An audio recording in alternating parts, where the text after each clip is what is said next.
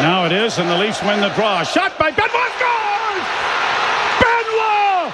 Holy Mackinac of all people! He sets up the winner in Game 2! How would you describe your emotions when that puck goes in? What's it mean to be a part of a goal like that?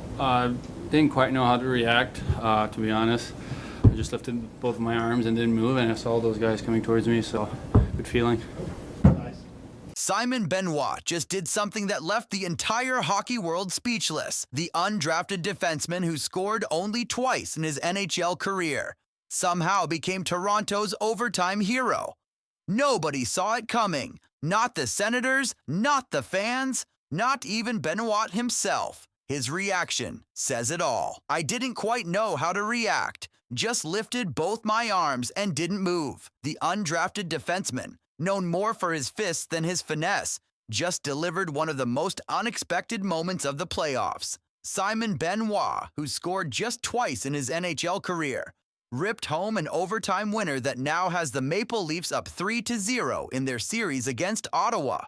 Just 1:19 into overtime, Auston Matthews cleanly won a face-off in the offensive zone, and Benoit hammered a shot through traffic, beating Linus Ullmark and pushing the Senators to the edge of elimination. For a player with no playoff goals at any level, NHL, AHL, or even junior, this moment defies logic. When asked about his last big goal, Benoit could only shrug and say, Pee-wee or something.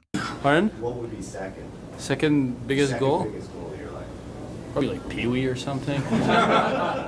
No, I mean, it's fun, you know, like you said, in the playoffs.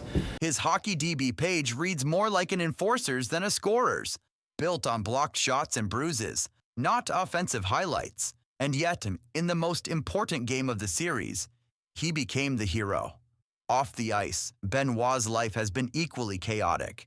Just months ago, he and his girlfriend Alice welcomed their first child. With sleep gone and routines shattered, the new father found himself bouncing in and out of the lineup. But when the moment came, he delivered, and not just for his team, but for his family. That pressure off the ice adds even more weight to the moment on it. Head coach Craig Berub's belief in Benoit is now looking like a stroke of genius. Despite his limited offensive upside, Berube kept him in the lineup and trusted him with high-stakes minutes. He said, Has Simon opened your eyes to his offensive abilities here the last couple games? Well, it's happy, guys. It's always great when a guy like that scores a goal. You know, a big goal like that, overtime goal, game winner. You know, Benny's played extremely well for us defensively and being hard to play against, and you know, does all those things. So it's nice when guys like that are rewarded with a big goal. Very happy for him. Kevin. That vote of confidence turned into a series-altering decision, setting up the next chapter of the story. Because this wasn't just a lucky bounce. As Matthew Knees later revealed, the winning goal was a designed play. Tone had a good draw win. Benny got a good shot off, he explained. The Leafs executed perfectly. Matthews won the faceoff cleanly. Benoit found a lane, and history was made.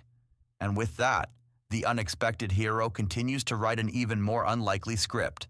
Benoit has somehow emerged as Toronto's overtime specialist. In Game 2, he jumped into the rush, creating the play that led to the overtime winner. Now in Game 3, he scores the winner himself. That's back-to-back overtime impacts from a defenseman who averaged just 14 minutes and 36 seconds of ice time during the regular season. What's most shocking is how this new version of the Maple Leafs stays composed under pressure. When Brady Tkachuk tied the game with a dramatic third-period goal and the Canadian Tire Center erupted, the old Leafs might have crumbled. Instead, they responded with poise and struck quickly in overtime through the most unlikely of heroes.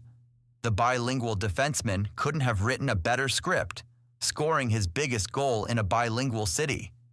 During his scrum, Benoit switched effortlessly between English and French, connecting with the media in both of Canada's official languages while discussing the greatest moment of his hockey career. Despite this, Ottawa captain Brady Tkachuk remains defiant. It's been done before, and I have the belief that it can happen again. The contrast couldn't be more stark. The star-studded Maple Leafs getting their biggest goal from their most anonymous player, While Matthews, Marner, Nylander, and Tavares dominate the headlines and salary cap, it was the minimum wage defenseman who delivered the dagger. This is what makes playoff hockey magical. The spotlight finds the unexpected. The pressure creates unlikely heroes. A defensive defenseman who couldn't remember scoring anything significant since childhood suddenly becomes the talk of the hockey world. For Simon Benoit, the father with the new baby and the new playoff memories, life has changed overnight. "I guess luck is a bit on my side for now," he said with characteristic modesty. But what he did wasn't luck. It was seizing a moment that will live forever in Battle of Ontario lore. Game 4 represents Toronto's chance to complete the sweep on Ottawa ice. History suggests they'll find a way to get it done.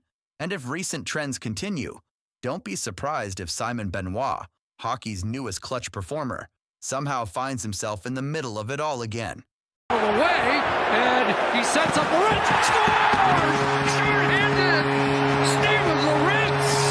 Oh, man. Unbelievable luck. A referee falls down, a puck changes direction, and the Maple Leafs grab a huge win. One I'm sure Blackwood would like to have. Credit Lorentz.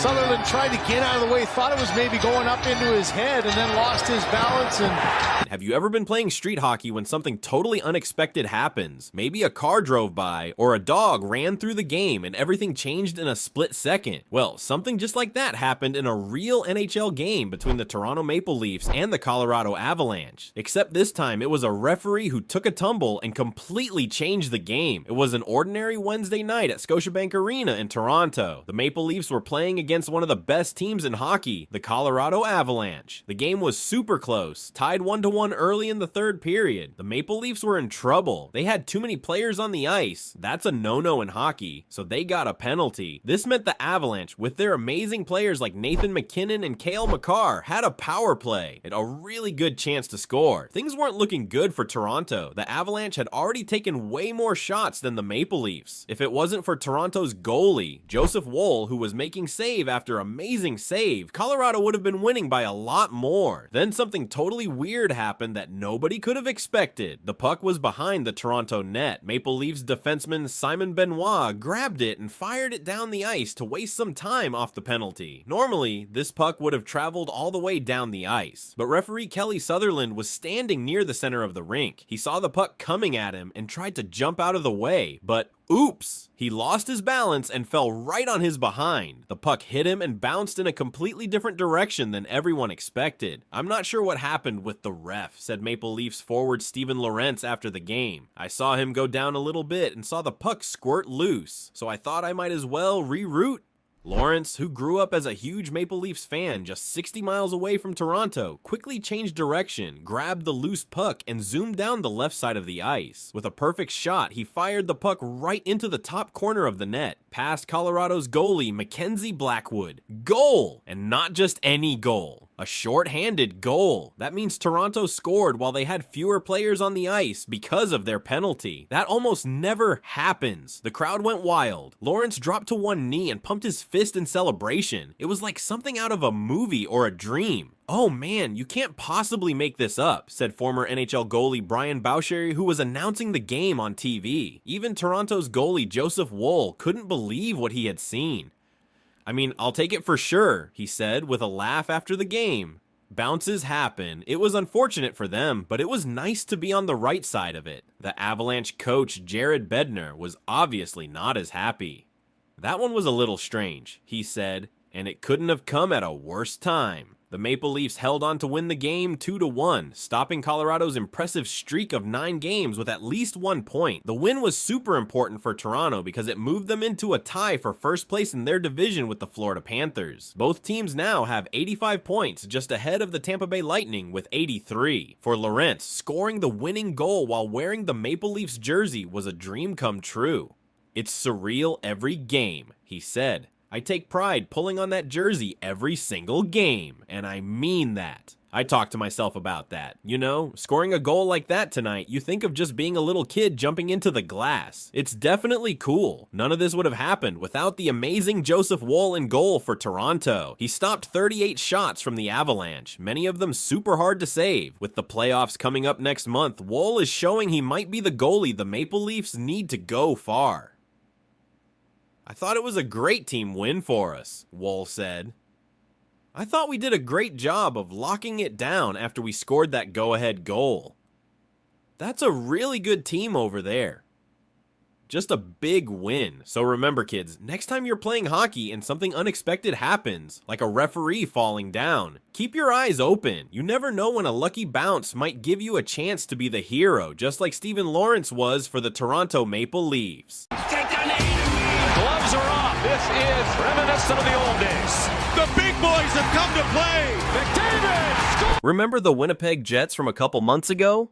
The team that was the toast of the NHL, sitting on top of the standings looking like an unstoppable force with the best goaltender in the league? Yeah, that same team just got steamrolled in the first round of the playoffs by the Colorado Avalanche in 5 games. Not exactly the storybook-ending Jets fans were hoping for after one of the most dominant regular seasons in franchise history. So what the hell happened? How does a team go from potentially winning the President's Trophy to getting bounced in the first round?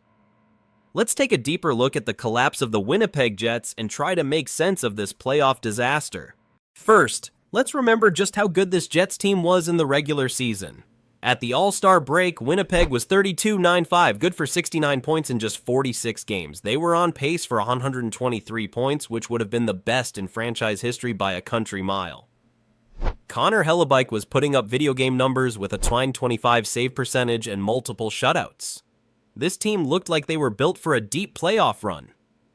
The defense was suffocating, the offense was clicking, and the special teams were humming. Remember that power play? It was a thing of beauty, with Nikolai Ehlers and Mark Scheifele running that near-perfect 1-3-1 formation, shifting positions to create those cross-ice one-timers that goalies had no chance on. The penalty kill was just as good, with players willing to sacrifice their bodies to block shots and keep Hellebuyck's workload manageable. And that's what made this team so damn impressive. They didn't rely solely on Hellebuyck to win games. They had that balanced attack with Gabriel Velarde emerging as a legitimate top 6 forward. The young guys like Cole Perfetti were taking the next step, and vets like Adam Lowry were playing the best hockey of their careers. But if we're being honest with ourselves, there were warning signs heading into the playoffs. After that blistering first half, the Jets went 19-16-3 the rest of the way. That's essentially a .500 hockey team, which isn't going to scare anybody in the playoffs. The offense, which looked so dynamic early in the season, dried up. In their final 20 regular season games, the Jets averaged just 2.65 goals per game, which would rank 25th in the league over a full season.